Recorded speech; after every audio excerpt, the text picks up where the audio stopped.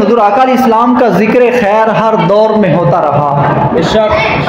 हज़रत दानियाल अलैहिस्सलाम अल्लाह के ये पैगंबर हुए हैं, और ये रवायत जो है बड़ी ज़िम्मेदारी से अर्ज़ करता हूँ, ये रवायत तौरात के अंदर मौजूद है।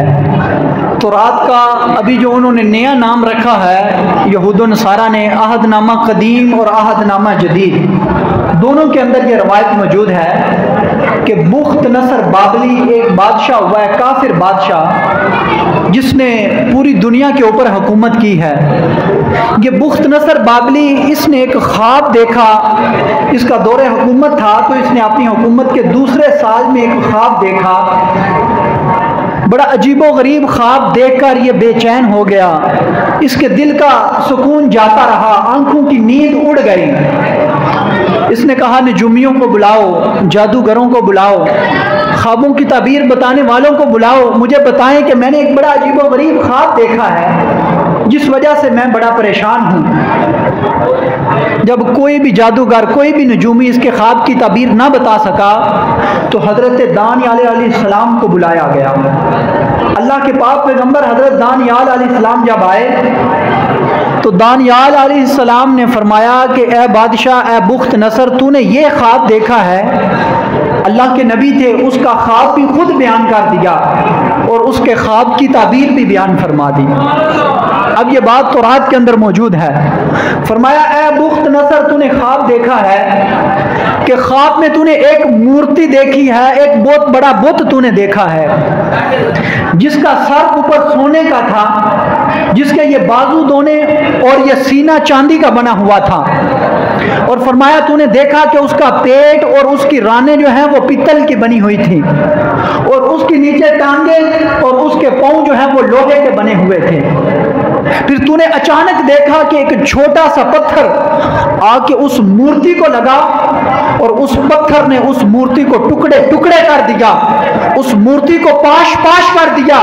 और थोड़ी देर में ही उस मूर्ति की हालत यह हुई कि सूखे हुए घास की तरह वो मूर्ति हवा में उड़ना शुरू हो गई, उसका नामो निशान खत्म हो गया।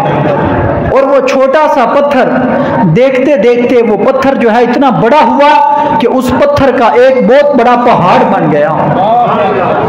कहा ये ख्वाब तूने देखा है। दानियाल अलैहिस्सलाम उस बुख्त नसर के सामने उसका ख्वाब बयान कर रहे हैं। फरमाया ये ख्वाब तूने देखा है और इस ख्वाब की ताबीर सुन।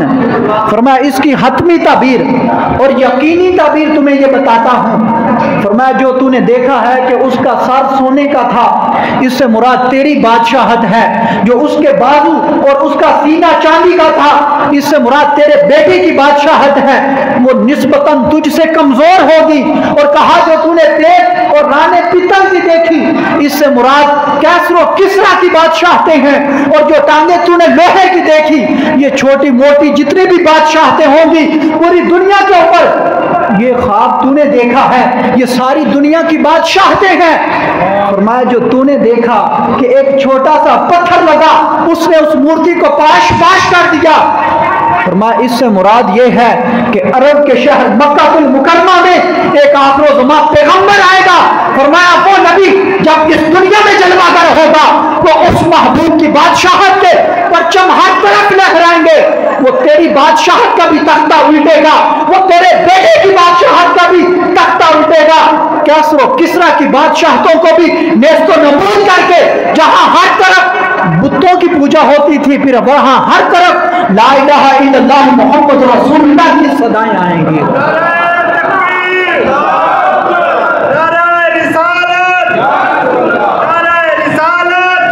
सल्लल्लाहु अलैहि वसल्लम जो आखिर ज़मा पैगंबर आने वाले हैं, जब उनकी हुकूमत आएगी तो फिर उनके गुलाम कैसरो किसरा की सल्तनतों को अपने घोड़ों के कदमों से रौंदते हुए हर तरफ दीन इस्लाम का परचम लहरा देंगे। तो ये तौरात के अंदर मैंने नबी अलैहिस्सलाम का जिक्र है। अभी तो हुजूर पैदा नहीं हुए, हुजूर आका अलैहिस्सलाम की बादशाहत के चर्चे पहले से ही हो रहे हैं। और अभी जो एक इंजील की रवायत आपको सुनाता चलूं, अल्लाह के पाक पैगंबर हज़रत याह्या अलैहिस्सलाम और हज़रत ईसा अलैहिस्सलाम, याह्या अलैहिस्सलाम ईसा अलैहिस्सलाम से 6 महीने बड़े हैं। दरियाए उर्दन के एक किनारे पे हज़रत याहया अलैहिस्सलाम की नबूवत थी, और दरियाए उर्दन के दूसरे किनारे पे हज़रत ईसा अलैहिस्सलाम की नबूवत थी। जब ईसा अलैहिस्सलाम ने अपने मोजज़ात का इजहार किया, ईसा अलैहिस्सलाम ने अपने मोजज़ात का इजहार किया, तो याहया अलैहिस्सलाम ने एक कासिद भेजा। अब दरिया के दूसरे किनारे पे थे, एक कासिद भेजा, कहा जाके ईसा रूहुल्लाह से पूछो कि ए इब्ने मरियम, आपने इतने बड़े बड़े मोजज़े दिखाने शुरू कर दिए हैं कि आप ही कहीं आखिर ज़मान नबी तो नहीं? कहीं वो आखिर ज़मान नबी आप तो नहीं?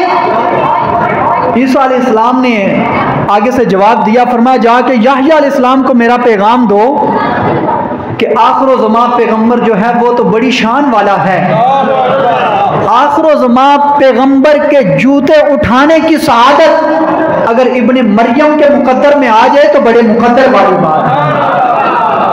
कहा अगर आखिर ज़मान पैगंबर के जूते उठाने की सआदत मुझे मिली तो मेरे लिए बड़ी किस्मत की बात है।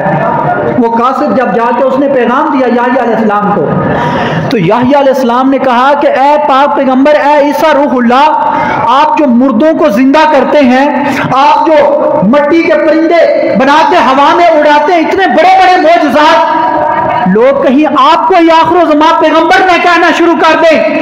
जब कासिद दोबारा आया तो ईसा अलैहिस्सलाम ने फरमाया याहया अलैहिस्सलाम को बताओ जाके कि मैं इस दुनिया को बताना चाहता हूं कि जब मैं मट्टी के परिंदे बना के हवा में उड़ाता हूं, जब मैं मुर्दे जिंदा करता हूं, तो साथ बताता हूं कि ये तो मेरा कमाल है, मुझसे जो बाद में आने वाला है वो मुझसे भी ज्यादा शान वाला होगा। मैं दुनिया को ये बताना चाहता हूं कि अगर जूते उठाने वाले नबी की शान का आलम यह है तो फिर लामकाम अर्श पे जूतों समेत जाने वाले नबी की शान का आलम क्या होगा।